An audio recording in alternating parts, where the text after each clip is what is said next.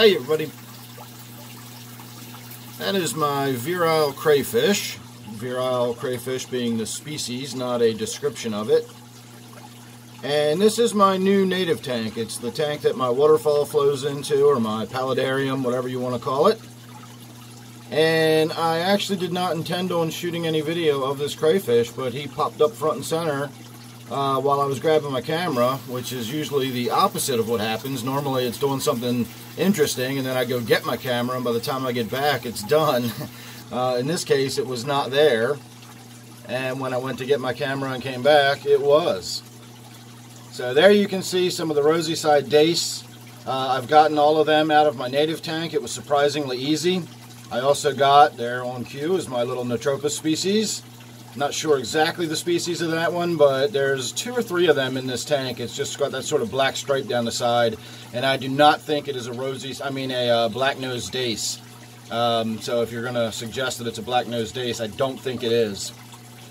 So, alright, enough of the crayfish. What I really wanted to show you was the tank.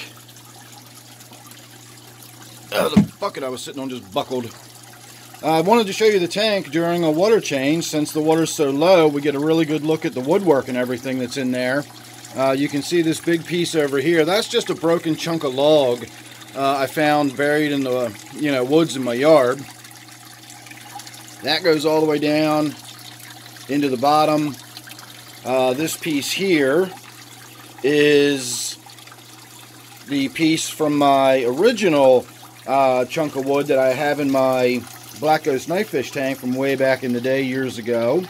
And then this piece is a piece I found in the yard also, and I wound up cutting the end off down here, and then I broke the end off up here, and so you can see that's a pretty significant piece of wood too.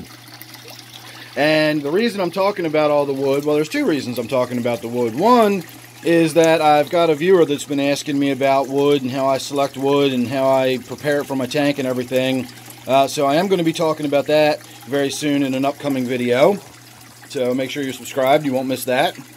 But I also want to point out how ridiculously tannin stained the water is. This is from 24 hours maybe.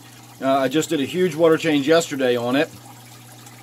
The tank is pretty much cycled in as far as I can tell. I'm still not getting any ammonia or nitrite building up. There's plenty of animals in the tank now. There's plenty of wood and rotten vegetation and all sorts of stuff going on in there. And I'm getting 0 buildup of either. The next thing I want to do is check my nitrates and see what's going on with that. So if I'm getting a higher level of nitrates, then I'll know we're fully cycled in and everything is fine. In the meantime, I just want to get some of those tannins out of the tank so you can actually see through the water. I do like tannin stained water, but there are limits. I don't want a black water tank, and that's where we were heading. The reason being is this piece of wood right here is the only bit of wood that's ever been in the water. I mean, this literally is rotten log.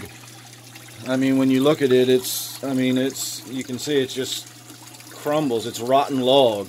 So that is down in the water, and as you can imagine, it's dumping brownness into the tank, and it's just staining that water.